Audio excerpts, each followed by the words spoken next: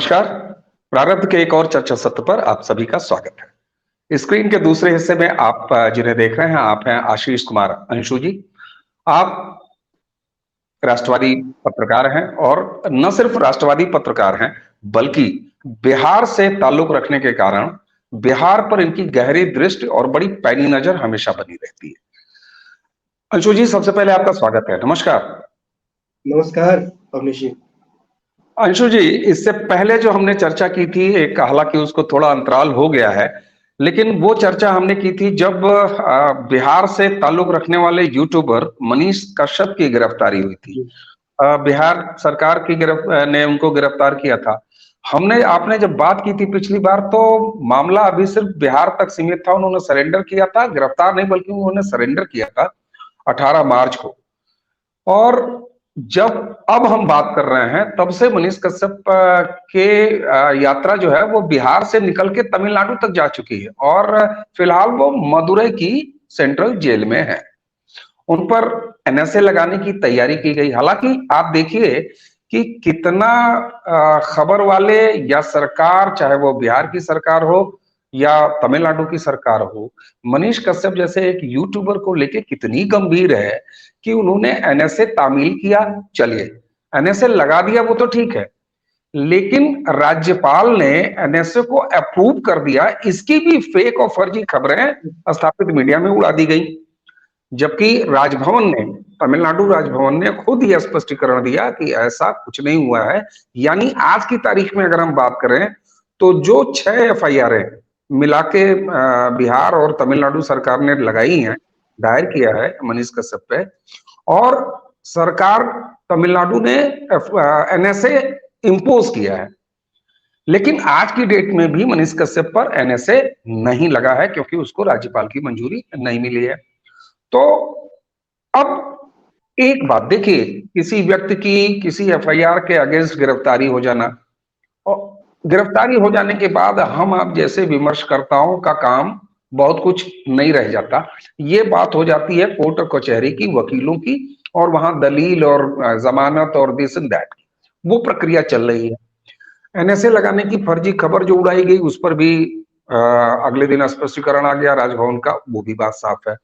तो अब हम और आप रिहाई भी नहीं करा सकते यहाँ यूट्यूब पर बैठ के एक चर्चा में, लेकिन हम और आप यह जरूर बात कर सकते हैं कि आखिर क्या वजह है, ऐसा क्या तूफान है मनीष कश्यप नाम के यूट्यूबर के अंदर, जिसको लेकर बिहार सरकार और तमिलनाडु सरकार, जिनके आपसी रिश्ते भी बड़े अच्छे हैं, वो इतना ज्यादा असहज क्यों है, इतना गंभीर क्यों है?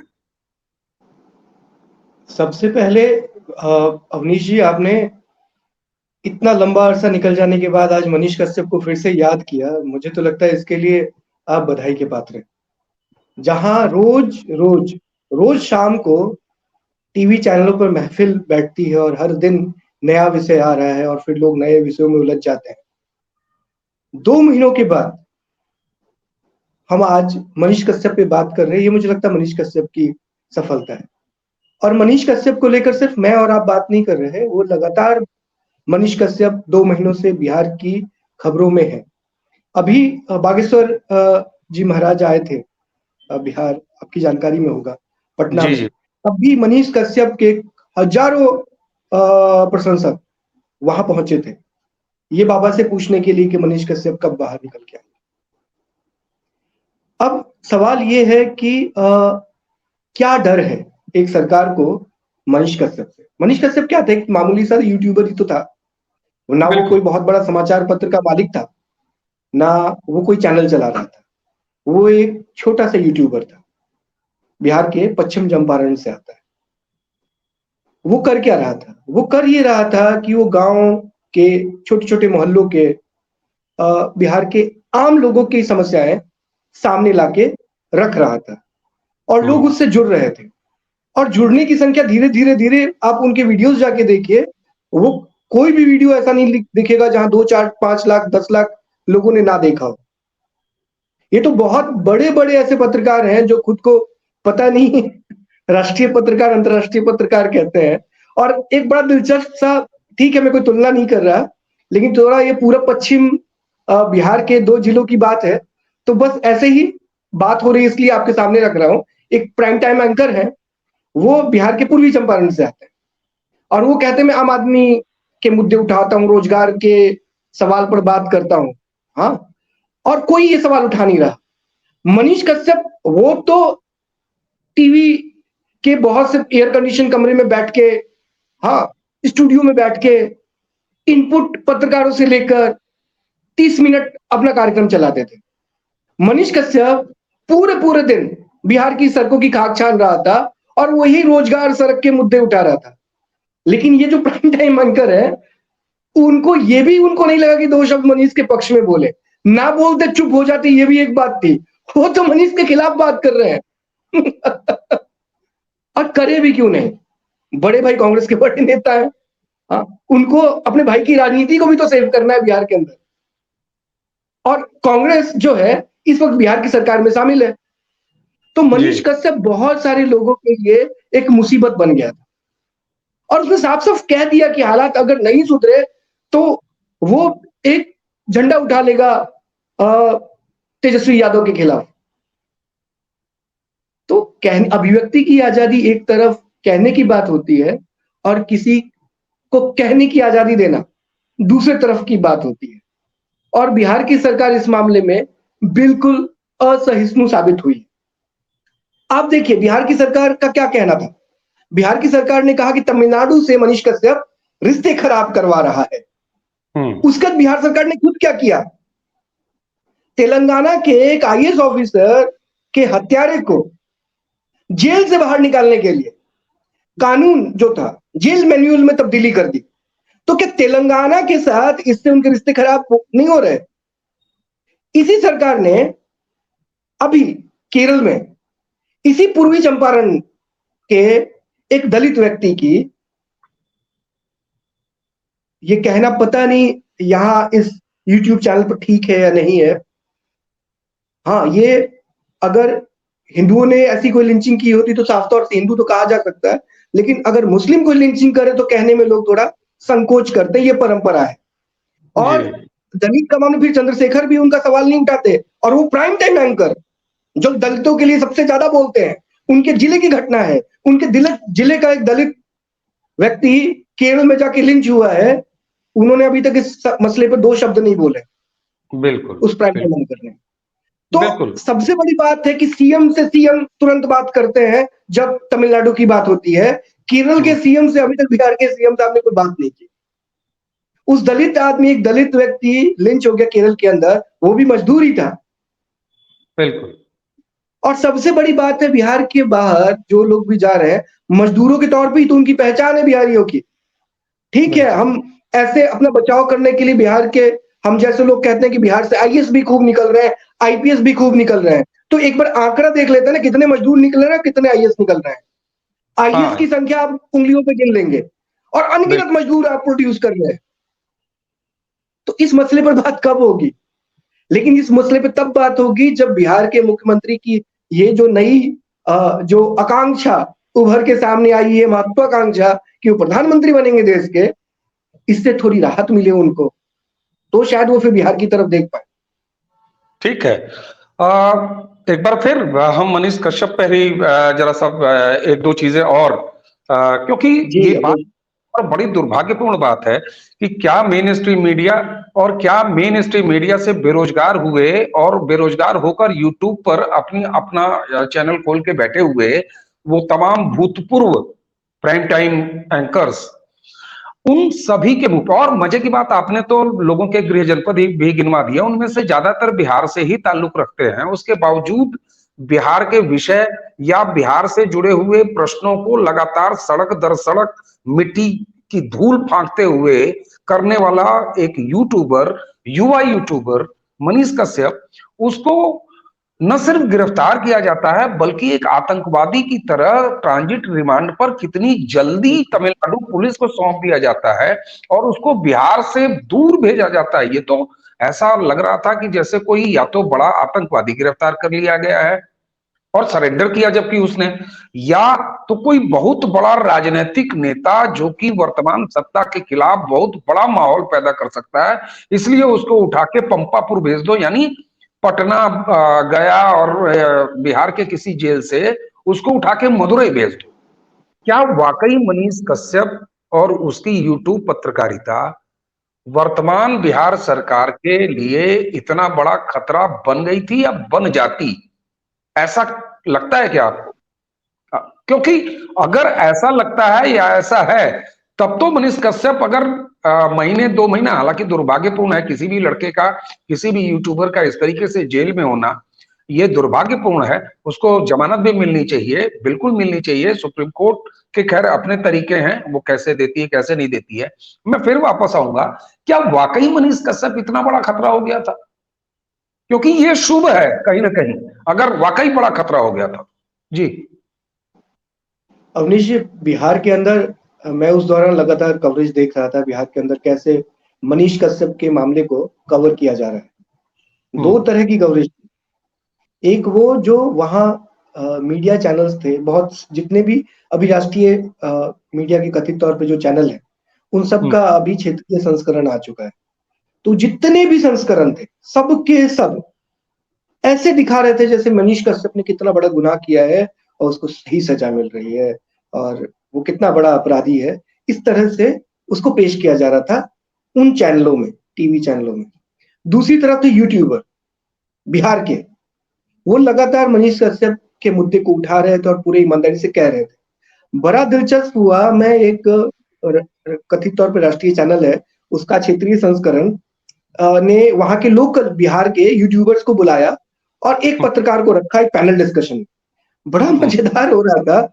वहां जितने यूट्यूबर आए थे उनके चैनल पे, उन्होंने ही बुलाया था, मैं तो दर्शक के नाते देख रहा था। वो सबके सब जैसे ही मनीष कश्यप के पक्ष में बोलते थे कि गलत हुआ है, कैसे आपने उठा लिया, और क्या संविधान के दायरे के बाहर जाके उसने कुछ काम किया है क्या, उसने जिस मुद्दे को उठाया वो सब तो अखबारों में छप रहा था, उससे तो वहां से चीजें ली हैं, और जो जिस फुटेज के लिए उसके ऊपर आप कार्रवाई कर रहे हैं, उसने साथ में मेंशन भी किया था कि जांच कीजिए। वो कोई अथॉरिटी नहीं है ना मनीष कश्यप कि वो जांच कर पाए। हम सब करते हैं, ऐसे चैनल करते हैं।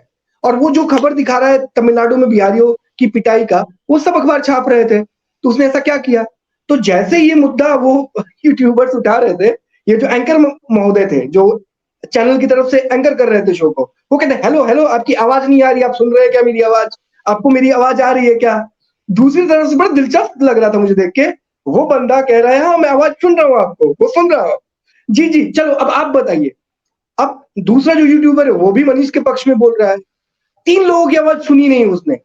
चौथा एक पत्रकार थे पटना के, उन्होंने कहा कि मनीष कश्यप गलत है, अराजकता फैला रहा है और यूट्यूबर होने का मतलब उसके पास कहाँ डिग्री है। ये सारी बात उस पत्रकार ने सुन ली। माइक्रोफोन आवाज सही हो वो गई। चालू हो गया माइक्रोफोन पे। तो ऐसी पत्रकारिता वहां चल रही थी। मुझे बड़ा दुख हो रहा था ये सब देख के और हंसी भी आ रही थी और समझ नहीं आ रहा था कि मुझे कैसे इस पे प्रतिक्रिया देनी है। लेकिन उसी समय मैं देख रहा था कि वहां ऐसे हजारों लोग, अरे मनीष कश्यप के लिए गीत लिखे लोगों ने, ये कहाँ होता है? बिल्कुल बिल्कुल। मनीष कश्यप के लिए गीत लिखे गए, कई लोगों ने गीत लिखे, कई रैप बने मनीष कश्यप के लिए। और अभी तक हम तो 2 दिनों में मुद्दा भूल जाते हैं, 3 दिन 4 दिन में हमें 1 सप्ताह तक कोई नाम याद नहीं रहता। मेन स्ट्रीम मीडिया में तो यही बात होती है ना। लेकिन आज भी आप गूगल में सर्च कीजिए, रोज कोई ना कोई मनीष कश्यप को याद करता है, मनीष कश्यप के पक्ष में खड़ा होता है। मैं आज की बात कह रहा हूं, अभी किसी ने ये घोषणा की है बिहार में कि उनके भाई को लेकर, उनकी मां को लेकर वो लोग फिर सड़क पर उतरेंगे मनीष कश्यप के लिए, न्याय के लिए। जी हाँ, तो मैं भी मनीष कश्यप की लड़ाई लगातार लोग लड़ रहे हैं। तो बिल्कुल ये मैं मनीष कश्यप की जीत है। जी जी जी, मैं भी जब अभी होमवर्क कर रहा था आपसे बातचीत करने के पहले, तो मैंने देखा कि कुछ महिला संगठनों ने भी ये घोषणा की है कि वो बहुत जल्दी ही सड़क पर उतरेंगे मनीष कश्यप की गिरफ्तारी के खिलाफ और उसकी रिहाई की मांग करते हुए। और साथ में कुछ और संगठन लगातार इस तरह की मांग कर रहे हैं। और अगर आप यूट्यूब प्लेटफॉर्म पे देखिएगा तो लगातार वीडियोस यूट्यूबर्स द्वारा किए जा रहे हैं और मनीष कश्यप की गिरफ्तारी को अवैध ही नहीं बल्कि उसकी रिहाई की भी मांग की जा रही है। अब इसी क्रम में जो आपने पहली बातचीत में ही जब जिक्र किया कि धीरेन्द्र शास्त्री जी बागेश्वर धाम सरकार, जिन्होंने कि अभी 5 दिवसीय कार्यक्रम किया बिहार में, और उस पर तो हम एक अलग बातचीत करेंगे।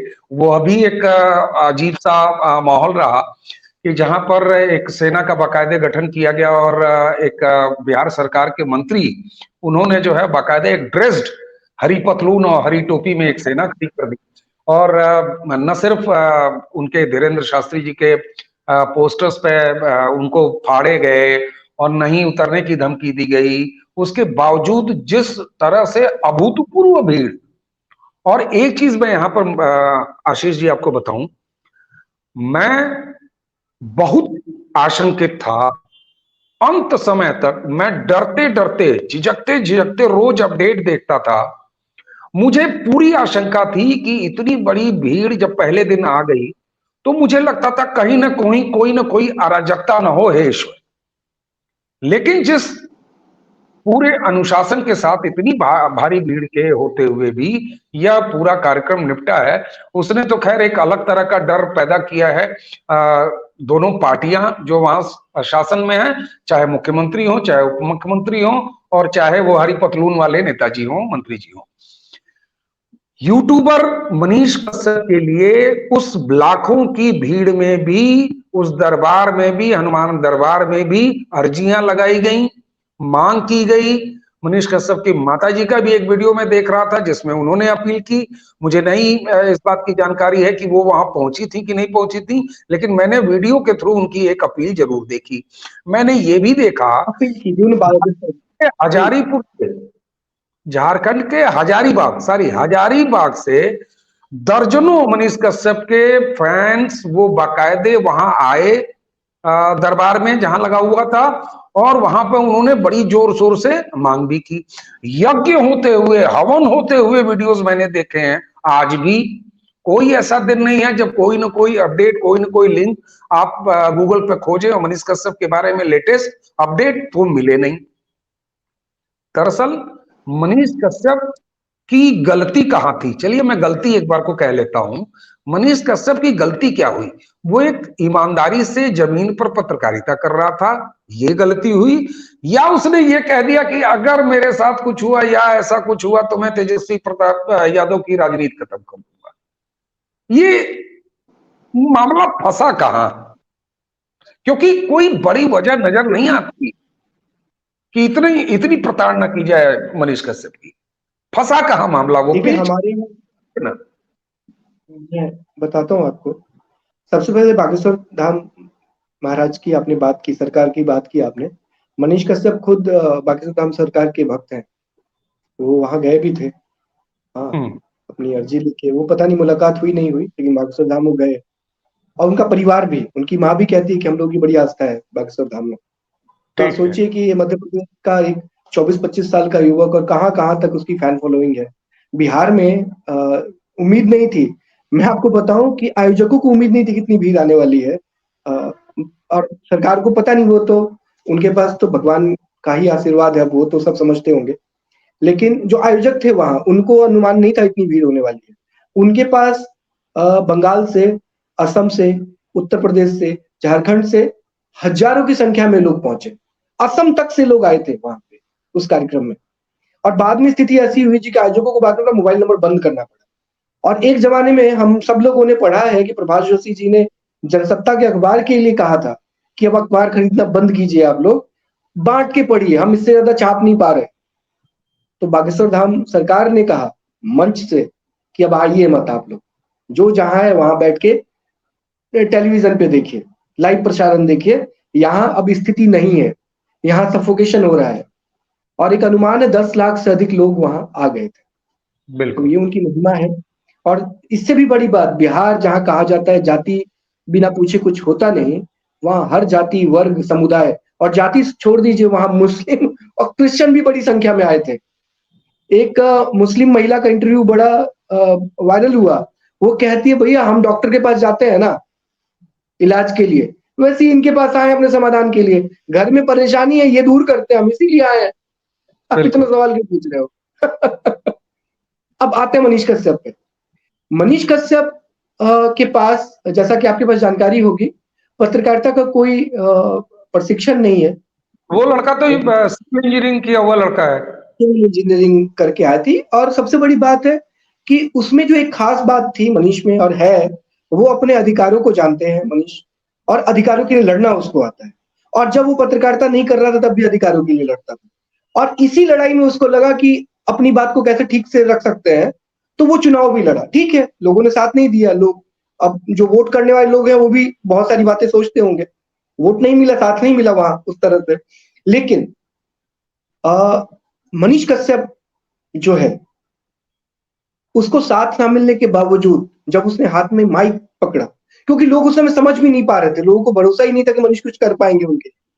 तो जब उन्होंने अधिकारों की बात करनी शुरू की, लोगों को उनके अधिकार बताए कि तुम्हारा अधिकार क्या है, वो विश्वविद्यालय में सीधा, चूंकि प्रशिक्षण तो था नहीं, वो तो सीधा एक एक्टिविस्ट की तरह काम कर रहे थे।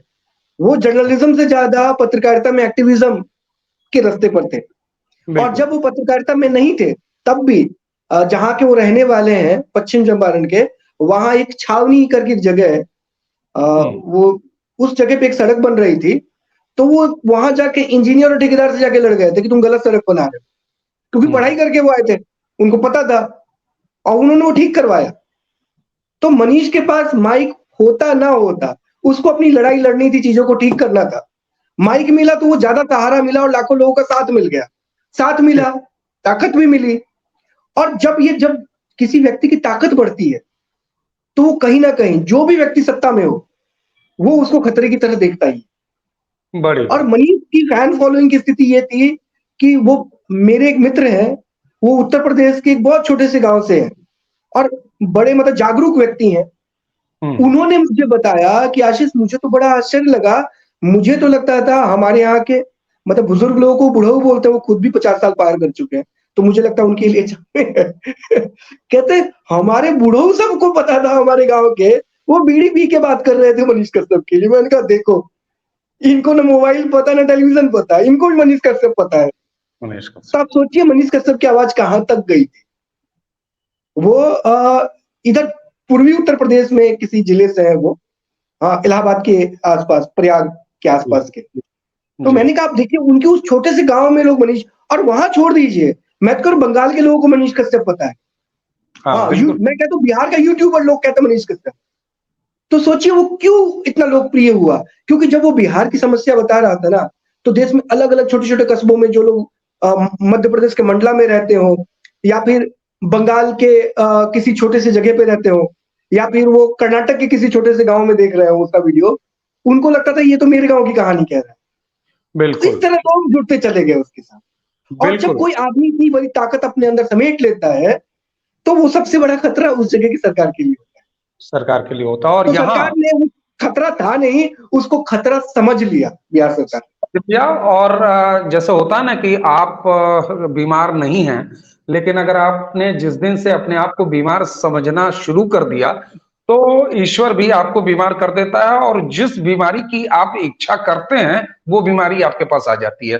तो मुझे लगता है कि जिस तरीके से मनीष कश्यप को एक बड़ा खतरा मान लिया बिहार सरकार ने, विशेषकर तेजस्वी प्रताप यादव ने, उप मुख्यमंत्री ने, और जब उप मुख्यमंत्री ने मान लिया तो फिर सरकार के मुखिया मुख्यमंत्री को तो मानना ही था।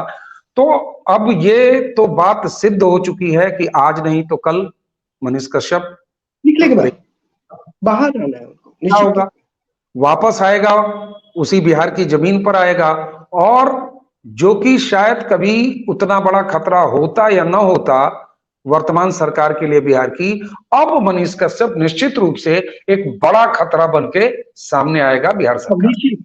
एक चीज जी। और मैं आपको बताता हूँ, वो बात कहीं रह ना जाए, महत्वपूर्ण है। और कई सारे लोगों से बात करके, मैं बिहार में बीच में कई बार गया भी, तो जो समझ में आया वो ये कि मैं कनेक्शन ढूंढ रहा था। मनीष कश्यप का इतना विरोध तेजस्वी जी की तरफ से हुआ, उनकी पार्टी के लोग मैदान में उतर गए, मनीष कश्यप के साथ भी शुरू हुआ, तो क्या कोई ऐसा कोई तार है क्या जो मनीष कश्यप और जो हमारे बागेश्वर धाम सरकार है इनको जोड़ता है? तो वो एक तार मुझे समझ में आया, वो हिंदुत्व की तार है। क्योंकि बिहार की पूरी राजनीति जो है वो टिकी हुई है जात पात पे। तुम्हारी जात क्या है, मेरी जात क्या है। बिहार सरकार को अभी सर्वोच्च न्यायालय में मुंह की खानी पड़ी, वो गिनती करवा रहे थे। हाँ, मतलब बिहार के मुख्यमंत्री खुद को प्रधानमंत्री समझ रहे थे। आप बात कर रहे हैं उस पर थप्पड़ लगा उनको सुप्रीम हाँ, कोर्ट से। तो वो और आनंद मोहन जिसके रिहाई की है, अभी सुप्रीम हाँ, कोर्ट ने उस पर भी उनको उन पर बिल्कुल भी किया ना। है तो जी। सर्वेक्षण और जनगणना दो अलग-अलग बातें होती हैं। वो सर्वेक्षण कह के जनगणना बिहार में करवा रहे थे। ये अधिकार उनका नहीं है, ये प्रधानमंत्री का अधिकार है। नीतीश जी को देश कल को प्रधानमंत्री बनाता है तो वो जाति के नाम पर पूरे देश में गिनती करवा दे, लेकिन अभी बिहार में मुख्यमंत्री रहते हुए नहीं करवा पाएंगे। बिल्कुल तो ये जो हिंदुत्व की बात थी ना, मनीष भी यही करता था। पूरे बिहार को वो कहता था ये ना जातियों में मत बंटो, एक साथ आके खड़े हो जाओ। दूसरी तरफ बिहार में लंबे समय से जो कन्वर्जन का एक गिरोह है वो बहुत तेजी से सक्रिय हो रहा है। छोटे-छोटे गाँव में बिहार में कन्वर्जन है। हाँ, तो और दूसरी बात, पिछले दिनों क्या हुआ, तेजस्वी जी की शादी हुई रेचल गोडिन्नो से। वो हरियाणा की रहने वाली है, दिल्ली में शादी की। उसके बाद बिहार के लोग ही बताते हैं, वहाँ के पत्रकार भी कहते हैं, इनके अंदर, तेजस्वी के अंदर चर्च के लिए प्रेम बढ़ा है। और लालू प्रसाद यादव कैसे चर्च के सामने झुके, उसका उदाहरण मैं आपको बताता हूँ। ये बिहार में आप किसी से बात करेंगे, कहानी पता चल जाएगी। उनकी एक बेटी की शादी राजस्थान के एक बड़े परिवार में हो रही थी, यादव परिवार में। लालू जी ने सिर्फ इस बात से इनकार कर दिया उस परिवार में शादी करने से, क्योंकि उनके पिताजी तो यादव थे, लेकिन माँ ब्राह्मण थी। तो लालू जी ने कहा कि नहीं, ये हमें तो पूरा मतलब शुद्ध यादव परिवार चाहिए। तो इतनी शुद्धता के लिए इतना आग्रह रखने वाला परिवार, और परिवार में लालू प्रसाद जी के बाहर कोई जाता नहीं है। तो लालू जी की पहले सहमति की मुहर लगी है, उसके बाद ही रेचल जी से विवाह हुआ है तेजस्वी जी का। बिल्कुल और उसके बाद ही चर्च के बीच में तेजस्वी जी की थोड़ी एक्टिविटी और चर्च के लोगों का आना जाना, ये सब शुरू हुआ है। तो वो बागेश्वर धाम सरकार का विरोध की बात हो या फिर मनीष कश्यप के साथ जो हुआ, उसके पीछे कहीं ना कहीं इन दोनों का ये एजेंडा कि बिहार को जाति में बांटने का जो एक लंबे समय से 30 सालों से लालू जी और नीतीश जी का जो एक खेल चल रहा था, वो खेला ये आदमी बिगाड़ रहा था। खेला, वो कहीं खेला इसलिए खराब ना। मनीष की गिरफ्तारी जरूरी थी। बिल्कुल, वो खेला और कहीं बाबा खराब ना ने हो। आके वो खेल तो पूरी तरह खराब कर दिया। बाबा ने बिल्कुल बिहार में आके मैं वो वही खेल कह पूरी तरह खराब कर दिया। कि मनीष कश्यप ने जो चिंगारी एक यूट्यूबर की हैसियत से, एक जमीनी एक्टिविस्ट के हैसियत से, एक जो चिंगारी वहां दिखाई थी बागेश्वर धाम की, ये 5 दिन का शिविर जो वहां पर लगा, ये जो कथा आयोजित हुई, उसने उस चिंगारी को न सिर्फ ज्वाला बना दिया है, बल्कि अब तो कहीं ये एक बड़ी उम्मीद दिखाई दे रही है कि वो बिहार जो हमेशा से क्रांति की जमीन रही है, वो बिहार जो हमेशा देश को नई दृष्टि देती रही है, इतिहास है बिहार का, आज उसका वर्तमान जरूर थोड़ा धूमिल, थोड़ा धुंधला, थोड़ा बिगड़ा हुआ जरूर दिखता है। तो अब तो इस मनीष कश्यप की शुरू और बागेश्वर धाम तक आते आते अब ऐसा लगने लगा है कि क्या कहीं हिंदुत्व की वो जो विशाल चेतना और उसकी ज्वाला वो कहीं बिहार से ना निकल आए। तो हमने मनीष कश्यप पर एक बार फिर आज बातचीत की, और चाहे इस देश का स्थापित मीडिया, चाहे इस देश के वो पाखंडी शुद्धतावादी बुद्धिजीवी जो अपने आप को कहते हैं वो, चाहे ऐसे तमाम ओटीटी प्लेटफॉर्म और यूट्यूबर्स जो बिहार से ताल्लुक रखते हैं लेकिन बिहार से पलायन की संस्कृति का अनुसरण करते हुए वो खुद भी पलायित होके दुनिया की हर समस्या पर बात करते हैं लेकिन बिहार पर कभी बात नहीं करते, तो बिहारी एक यूट्यूबर मनीष कश्यप पर बात करने के वो कैसे धनी हो सकते हैं।